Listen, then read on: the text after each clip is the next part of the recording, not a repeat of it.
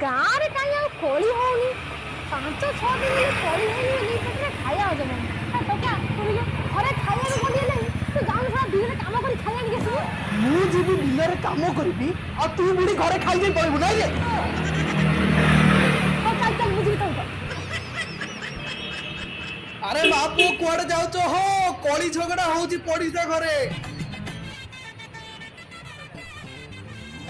ହଇରେ ଜଗଣି ଖା ତୁ ମୋ ବାଇରୁ ଆମ୍ବ ଚୋରିବୁ ନାଇଁ ଜଲ୍ଦି ନହେଲେ କଳି ସରିଯିବ ଜଲ୍ଦି ଜଲ୍ଦି ଜଲ୍ଦି ଏ କୁକୁରି କୁକୁରି କଣ ଆଣିଛୁ ନା କଣ ଶୁଖିଲାଟାରେ କଳି ଦେଖିବା ମଜା ଲାଗିବ ଆଉ କୋଉଠି ଆଣିବୁ ଯେ ତୁ କଣ କରିବା ତୁ କଣ କରିବୁ ବା ବାଡି ପଶା ଜୋଗଣିକା ତୁମ ବାଇରୁ ନଡିଆ ଚୋରି କରି ଓ ମାଉସୀ ମାଉସୀ ଆଉ ତମେ ଯଦି ବାଡେଇ ପାରୁନ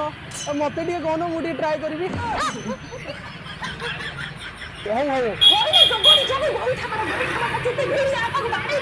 ମାଉସୀ ମାଉସୀ